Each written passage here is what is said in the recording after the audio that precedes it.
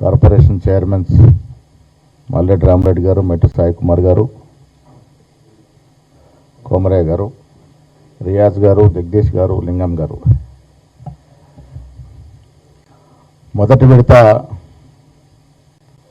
సర్పంచ్ ఎలక్షన్స్లో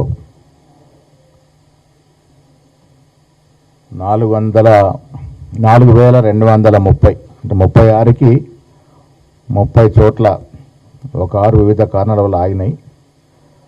4,230 గ్రామ పంచాయతీలకు గాను ఎన్నికలు జరిగితే కాంగ్రెస్ మద్దతుతో పోటీ చేసినటువంటి సర్పంచులు దాదాపుగా 2,600 పైచిలకు గెలిచినటువంటి సందర్భం. మాకున్న సమాచారం ప్రకారం దాదాపు 61-62% సర్పంచులు కాంగ్రెస్ మద్దతుదారులు గెలిచినారు.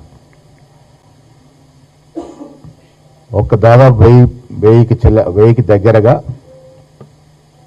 బీఆర్ఎస్ పార్టీ, 200లకు దగ్గరగా బీజేపీ, దాదాపు 40-50 సిపిఐ, సిపిఎం లావులు, ఒక 260 చోట్ల ఇండిపెండెంట్లు, సిపిఎం